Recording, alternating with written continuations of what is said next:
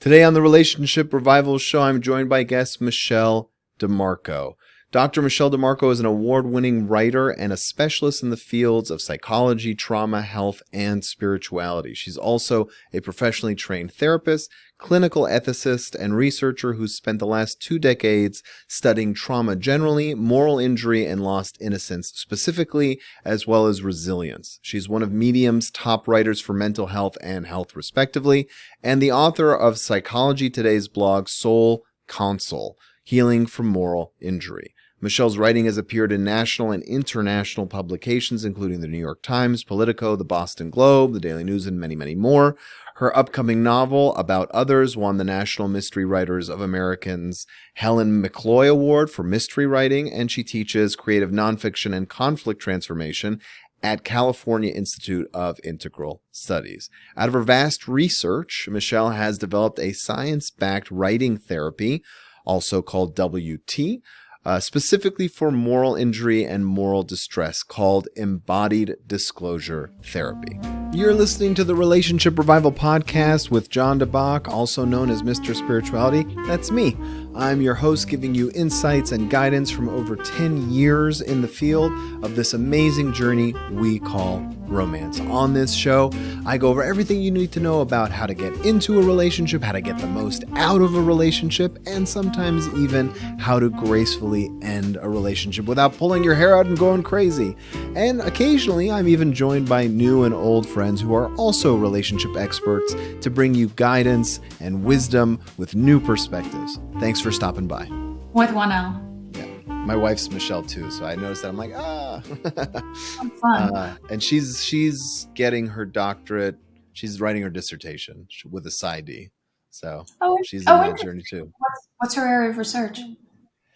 She specializes in perinatal. So she's doing her dissertation on perinatal and the use of CBT for anxiety and different things related to that.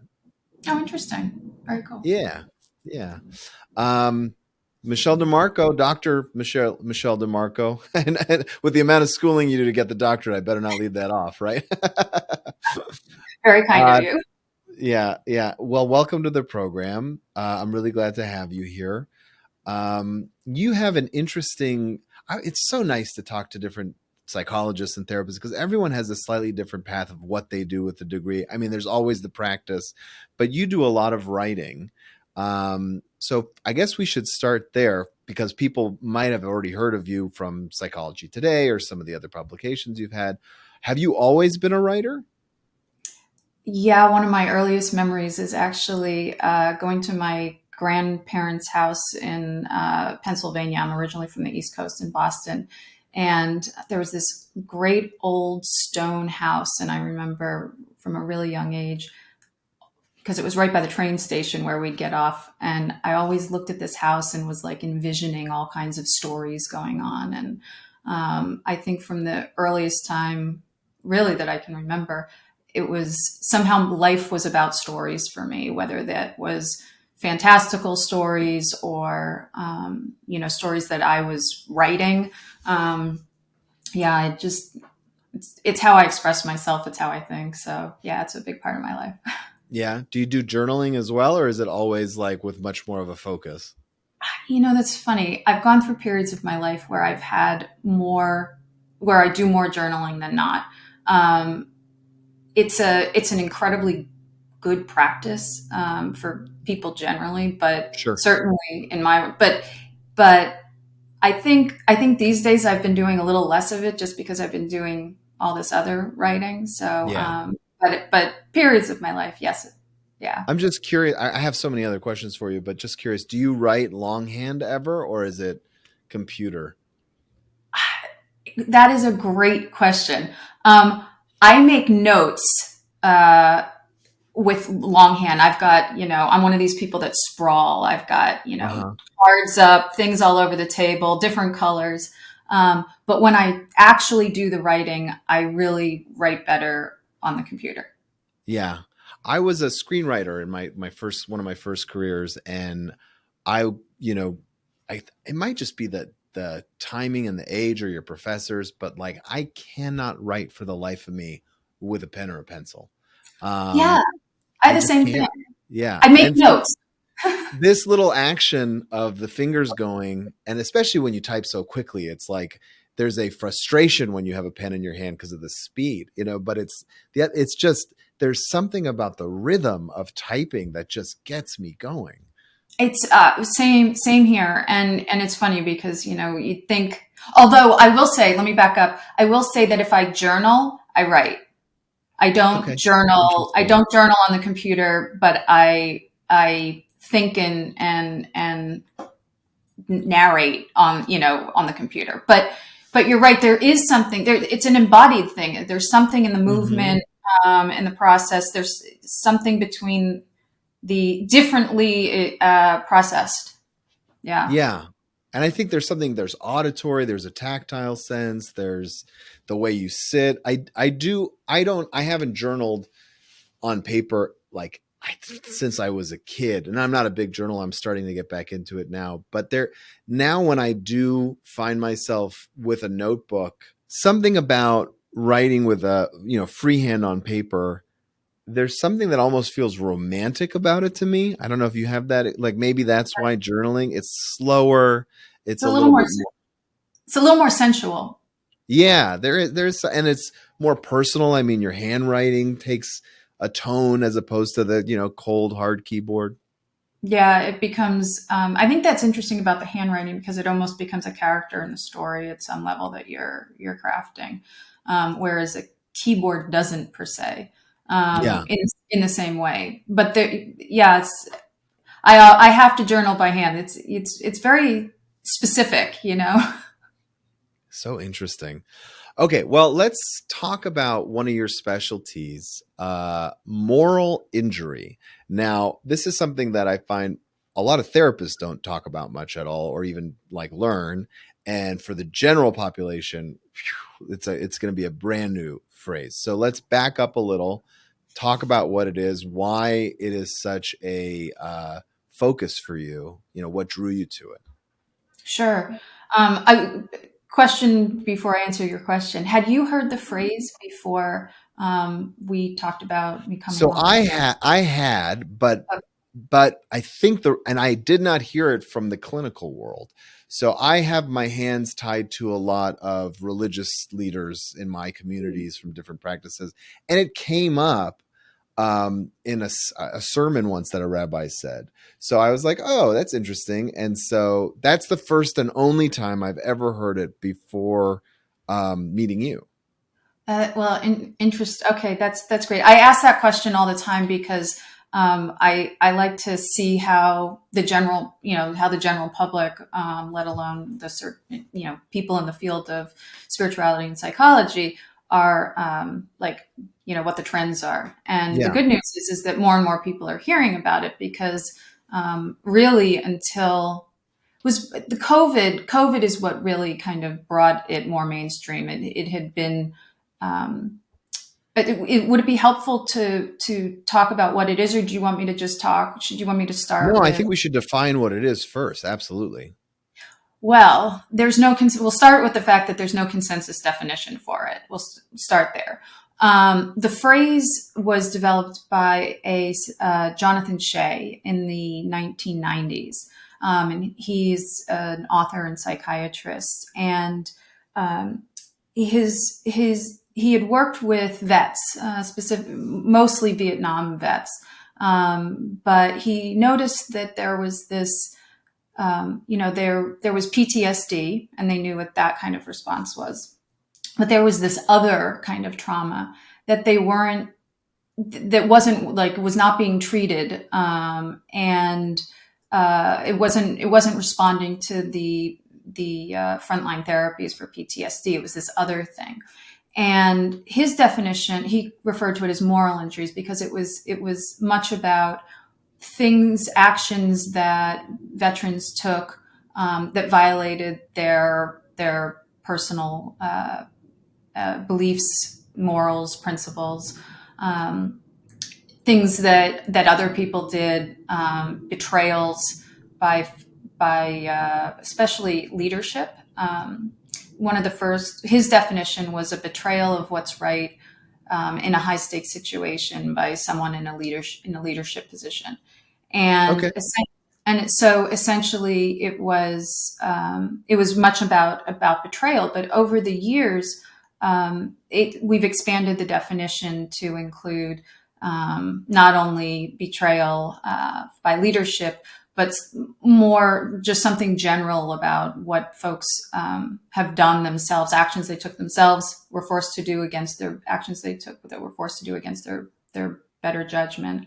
For the last, I don't know, 10, 20 years, people have been trying to figure out a consensus definition, and we still don't have one yet.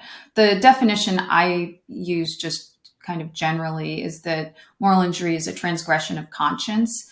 It's what happens when a person's core moral foundations are violated in high stakes situations. And that violation recasts the way that they think about themselves and see themselves, and others and the world generally. And I want to be specific. So is it Sure. exclusive to your own transgression of your moral code, or can it be something that's inflicted onto you by another? Yes. So yes, it's both. So there's self transgression, other someone else transgression, or both in some cases, Okay. self and other. But there's essentially these four categories: things that we've done ourselves, things we've witnessed being done, things we couldn't prevent from being done, or things we couldn't prevent, and things we were forced to do against our will or better judgment. So essentially four categories. Um, Yeah, so so there's a broad spectrum of different ways it can manifest. You can, even if you, so it sounds like even if you hear, like in a congregation, if a position of leadership had a sexual transgression, that could be triggering and kind of cause that moral injury. If it happened to you, if you witnessed it, what's the fourth one? You do oh, it, if you you were witness forced to it do something against your better judgment, or against your will, right? Or against your, right, against your right. will or better judgment. Yeah. Yeah. Yeah. That one, And that one's even trickier because then there's that anger probably that comes with it as well. yes, and one of the things that we're finding is that between the different types of transgressions, different emotions come up more so. So if you have a self transgression, you've done something that maybe that's Shame. Yeah, there's embarrassment. shame, Hmm. guilt.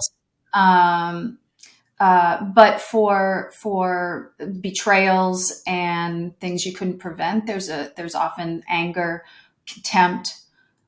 Disgust actually is an interesting one that comes into play. Some of my research has been around disgust and the relation to moral injury, because it's often thought that it's a an other Yeah. related emotion, but you can have self disgust, and that comes with things that you've did. In a sense, you're swallowing the contaminant of what you've done, and you're trying to hold that inside, and so it's a very difficult emotion to deal with. I And find I'm glad you brought it up. I find disgust to be one of the most dangerous yes. emotions. Because the way I kind of use the analogy or the example I use for people is if you if you think of a rat or an insect and there's a disgust there, there's less of a restriction on most people to kill it, right? So it can lead to violence, it could lead to very dangerous behavior. And in fact, when you look at the way that the Nazis spoke about the Jews and other people they were targeting, they didn't say they were evil. It was always compared to vermin. It was always compared to this disgusting creature, which justified the annihilation of that entire people. So I find, as someone with Holocaust survivor grandparents, I like that always has stood out as a very sharp, dangerous way to look at yourself or others or the world. Oh, you nailed it. I mean, it's otherizing. It creates otherizing, because you're literally separating yourself from, in that case, an entire group of people. But Yeah. One of the things that's interesting about disgust is it's the primary emotion that shame and guilt come out of, and shame and guilt are two of the primary emotions associated with moral injury. So, um, Yeah. if Yeah, that's if interesting. disgust, Have you done any research about suicidal ideation and disgust and self-disgust? not explicitly, Uh-huh. but it's come up because suicidality and suicide is really closely linked with moral injury. Yeah. It's a it's a it's super it's super important. The disgust aspect is not something that has been super explored with research. So Yeah. uh, I found it fascinating because one of the one of the things well, it kind of came out of some of my research. So when I'm talking to people, when they talk about their experience of moral injury, they use disgust kind of language. It made me sick. Yeah. I couldn't even swallow, like, and Yeah. they make these kinds of movements often. Um, and so it was a shocking pattern. Shocking. It was a curious pattern to me when people were using that kind of language, so it seems to be that that disgust probably factors in at some level that we're Interesting. not even quite aware of. So that's some of my. Interesting. I'm gonna have to look into it more. Like you said, there hasn't been a lot of research. It could be a cool emerging kind of emotion people explore. Was there something that drew you personally to moral injury? I think again, going back to when I was really young, I think I was always kind of really interested in the big questions and big existential questions and challenges that people have and go through, and um, which is one of the reasons why I, went into my uh, study. My earlier academic work was in world religion and ethics, comparative culture, and conflict and psychology. I was really interested in the ways in which people use their beliefs and principles, rituals, and practices, and identity and community for good or ill. And I spent a lot of time actually looking at extremism and otherizing in various traditions around the world. And from that kind of came the flip side of it, and how people were using them really positively for healing. Um, um, I think I was always so I also worked um, as a therapist, and I was always really, the populations that I kind of gravitated to were the populations that had lost innocence in a lot of ways, and had, whether that was a health challenge or serious grief, just these really meaningful losses or changes or challenges, and that's kind of how I got there. And in retrospect, looking, I can see that a lot of the folks I was working with before I even had heard the phrase moral injury, that was the population that I was drawn to. Um, I I have so I have had my own experience of moral injury, that I had happened after I had learned about the phrase. I had worked as a clinical ethicist for a while, and saw a lot of moral injury there, and that's kind of when I started really getting into it. And then I had some health issues, and from that, there was a moral injury, and it just kind of all came together. So. Well, do you mind going into your health issues? Because it's a heck of a story. Hold on to your hat. Yeah, when I was 33 years old, I woke up one morning feeling like there was an elephant standing on my chest, And I thought if I just got up and walk around, I could walk it away. Or then I tried water and drink it away. That didn't work. So it took me about an hour or so before I said, okay, I'll go to the emergency room. Well, I got as far as the parking lot. And I convinced myself that it must be a bad reaction to migraine medication, because I, for years, gotten migraines. And I said, okay, that's all it is. So I turned around and went back home. 2 days later, I woke up feeling like a herd of elephants was standing on my chest, and that somebody, like an assailant, had attacked me in the back with a pipe. And so it was like chest, back, and I was struggling to breathe. And so rushed to the emergency room, and lo and behold, found out that they knew I was having a heart attack. They didn't know why. They were convinced it was because I was a cocaine addict, actually. And they did like 6 tox screens to find out if I was doing cocaine, because you were so young. What was the logic there? So there's typically 3 kinds of heart attacks. One are clogged arteries, plaque. The second would be like a blood clot. And the third is a spasm. Cocaine can cause spasm-related heart attacks. So they were convinced, because I didn't have the other, I was not at risk for the other 2, low cholesterol, low blood pressure, all these kinds of things, that this must be what it was. And quite literally, they had social workers coming in trying to say, it's okay, dear, you can tell us, it's okay. And I'm like, I love a glass of wine, but really I'm not doing cocaine. Right. So they found out that it was this other kind of heart attack, something called a spontaneous coronary arterial dissection, aka SCAD. And it turns out, as we know now, that it's the leading cause of heart attacks in women under 50 today. And so at the time, this was this was 2008. At the time, they didn't know much about it.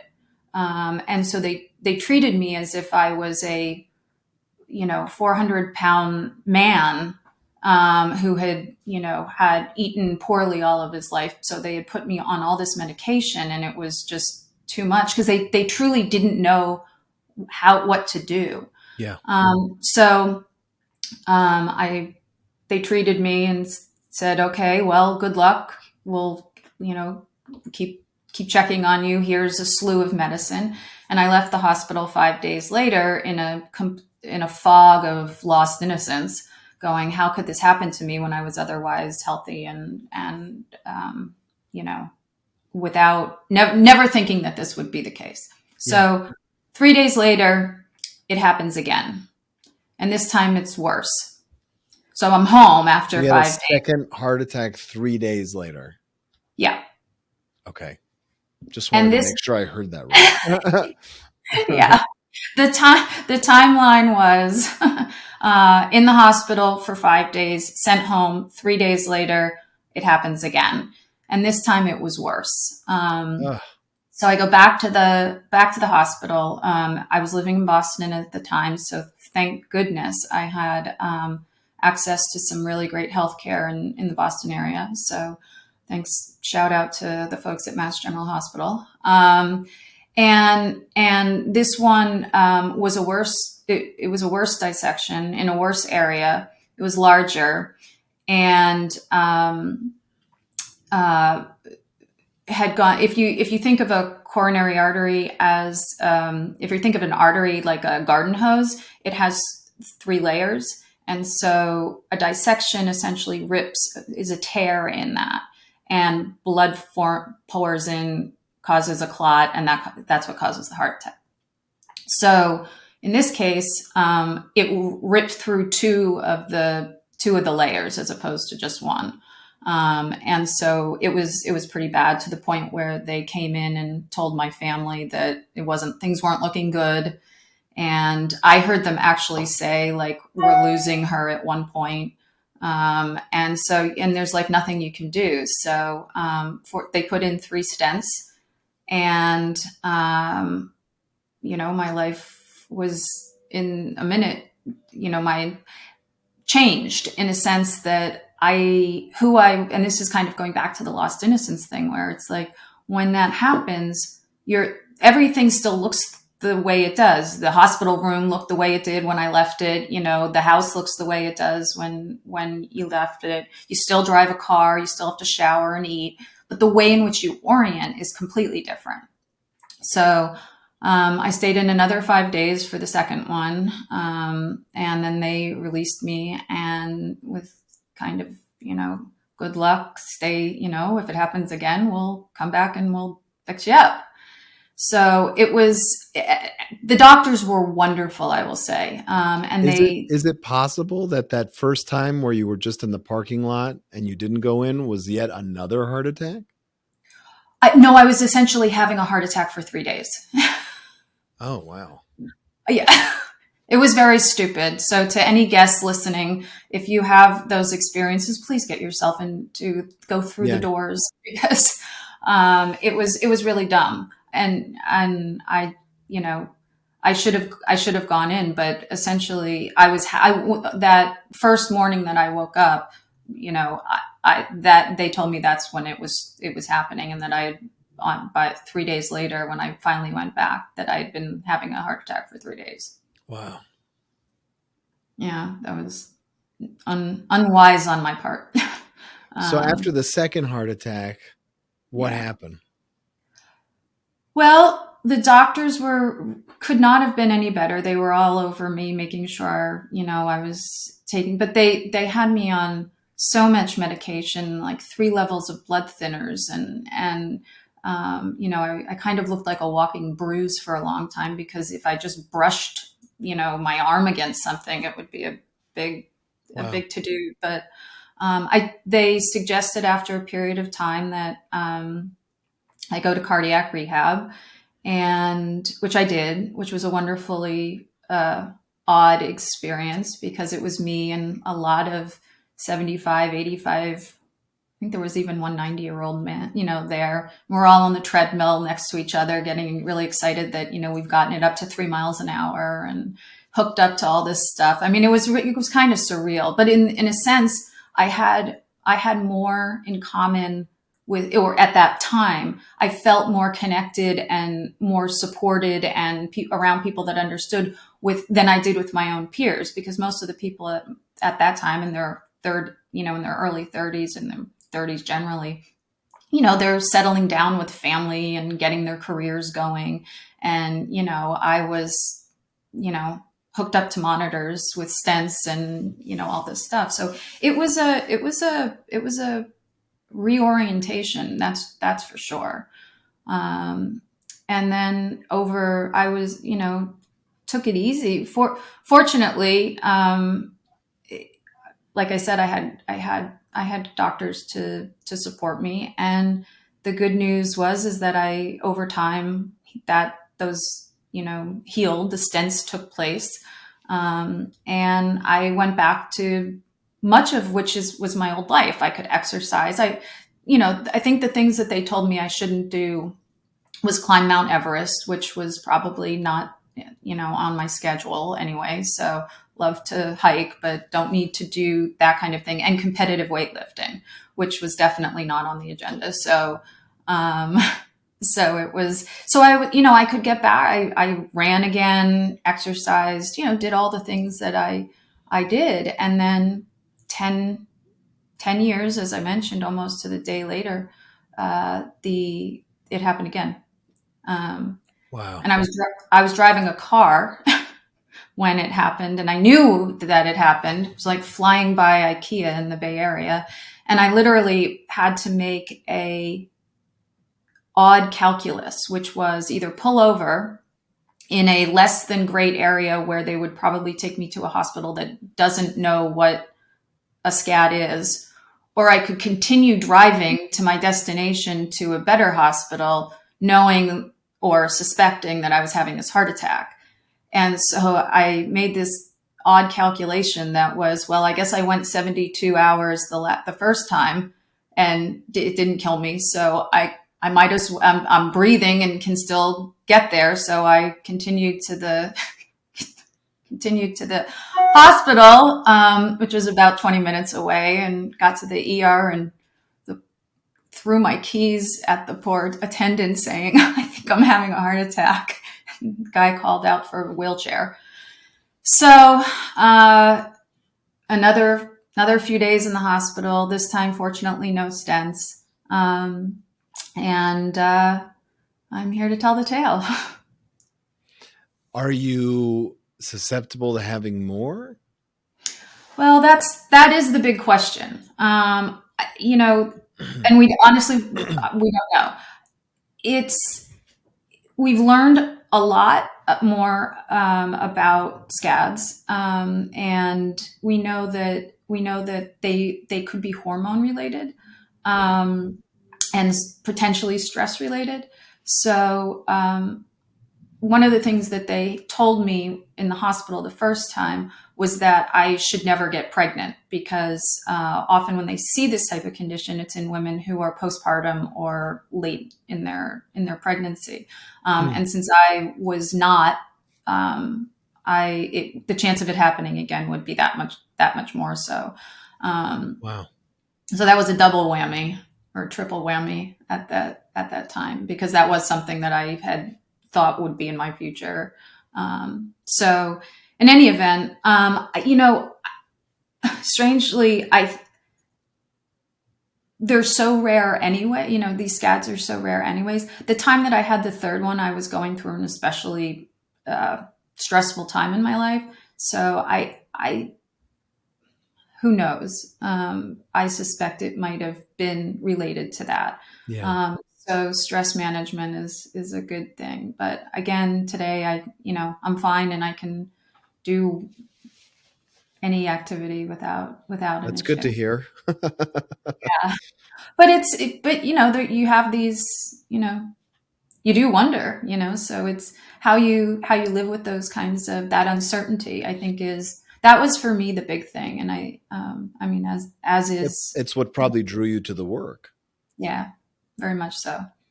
What did you find in your own psyche, in your own emotional journey when this happened? How did things look so different? Everything looked different. Everything looked different. And in some ways, it was more scary. It was kind of technicolor. Fears in some ways were heightened, but beauty and awe and wonder was heightened. All the things that you hear about when people come into having, a close touch with death.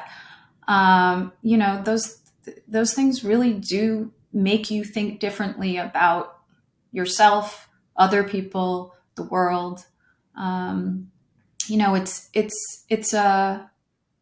It's a crazy time. I mean, sometimes it's hard to be in your own head. It's because your mind spins out of control.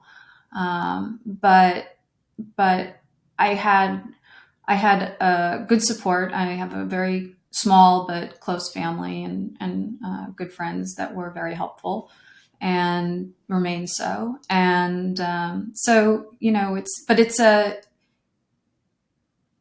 it changed, I think, how I think, how I no, I'll say it differently. The things that mattered to me before came into stark relief. And I really kind of put boundaries now around those things that are super, that really matter to me. The things that don't, they annoy me, and then but it's easier to let them go. Yeah. So Has that been a permanent change? yes, actually, I mean, some days are harder than others, admittedly, but yeah, no, it has been. It's stuck around, maybe because it happened again, and I had to kind of go through it. Right. I recently, I have a book coming out that's called Holding On to Air, and it's about it's about building resilience, and it not only is it kind of personal development and how to do that, but it uses some of the experiences that I'm telling you about right now. And going through, and it talks about lost innocence because it's looking at adversity through the lens of lost innocence, and how meaningful loss is actually a dual loss. It's not just that you lose the thing itself, like your keys or your Wallet or glasses, whatever. or Yeah. something, a wallet. Yeah, exactly. It's that you actually lose this second thing, and it's a part of yourself. And so, how do you reorient? And I have, and that book not only grew out of my research and practice, but also my life, because it was, I was walking down that road too. So, I think the process of writing that book has been incredibly helpful in reminding me of, or helping to sustain that pattern we were just talking about. Well, on that note, you also are planning on having a course, right? Having Yes. to kind of show the writing process for other people. Tell me about that. Yeah. Well, thanks.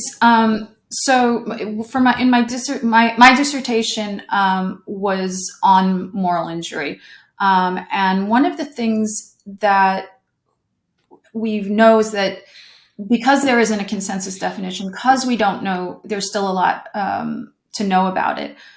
There aren't a lot of therapies for it, and so my research was looking. I created a therapy called embodied disclosure therapy, and it uses writing and as a nonverbal therapy, which is great for moral injury because oftentimes it's very difficult for people to literally talk about their experiences. But it uses somatic psychology and therapy to help people stay regulated through the writing process. One of the things about expressive writing and other writing therapies is that it's an exposure therapy. Writing is exposure if you're reflecting on your own experiences. We know there's a lot of research that says that, shows the benefit of health, of writing for both physical and mental health. However, in clinical populations, it's not as effective because it can be re-traumatizing for people. So one of the things we also know is that somatic therapy can be very helpful for people, helping people through trauma and keeping people regulated autonomically and physically.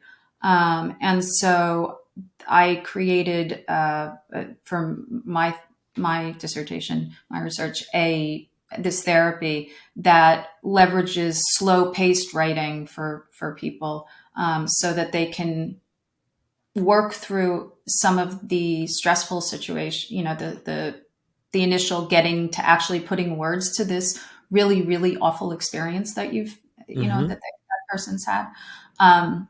Doing so in a way that is keeping you regulated so that you can actually get to the meaning making part of things. So, because you need to be one of the things we know about moral injury is that meaning making is incredibly important to it.